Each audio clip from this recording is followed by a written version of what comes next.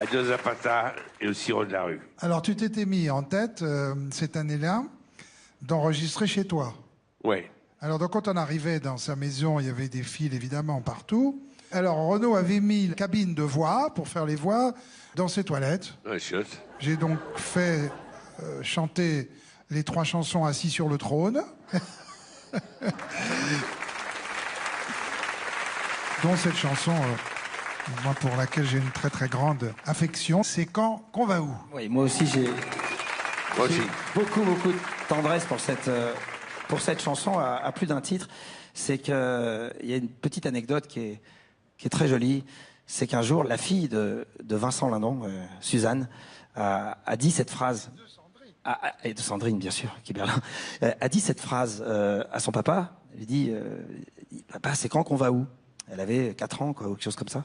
Et très peu de temps après, Vincent, déjeuner avec Renaud, lui a dit cette phrase. Et évidemment, le grand auteur s'est dit, tiens, il y a quelque chose à faire avec ça. La chanson.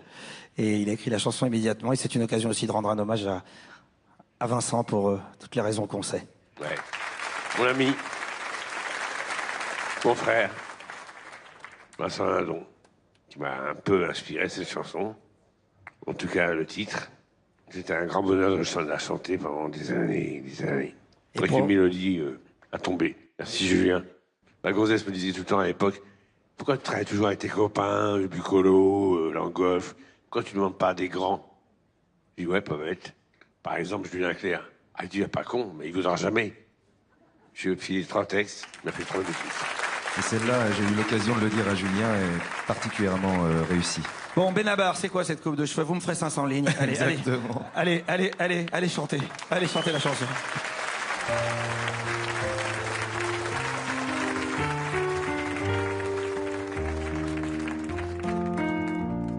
Je me suis chopé 500 lignes, je ne dois pas parler en classe.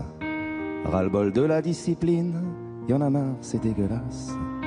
C'est même pas moi qui parlais, moi je répondais à Arthur, qui me demandait en anglais comment s'écrit nos futurs. Si on est puni pour ça, alors je dis halte à tout.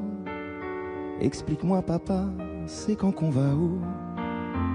C'est quand même un peu galère d'aller chaque jour au chagrin, quand il y a tellement de gens sur terre qui vont pointer chez Fourien. Avec les devoirs à la maison, je fais ma semaine de 60 heures, non seulement pour pas un rond, mais en plus pour finir chômeur. Veulent me gaver comme une noix avec des matières indigestes. J'aurais oublié tout ça quand j'aurais appris tout le reste. Soulève un peu mon cartable, les lourds comme un cheval mort. 10 kilos d'indispensable, théorème de Pythagore. Si je dois m'avaler tout ça, alors je dis halte à tout.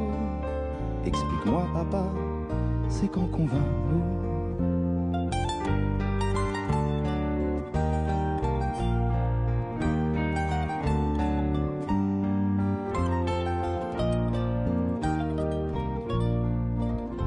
L'essentiel à nous apprendre, c'est l'amour des livres qui fait que tu peux voyager de ta chambre autour de l'humanité. C'est l'amour de ton prochain, même si c'est un beau salaud. La haine ça n'apporte rien, puis elle viendra bien assez tôt. Si on nous apprend pas ça, alors je dis halte à tout. Explique-moi papa, c'est quand qu'on va où?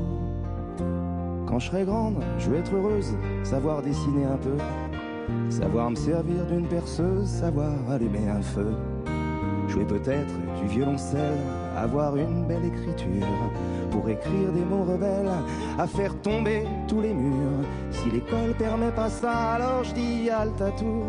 Explique-moi papa, c'est quand qu'on va où?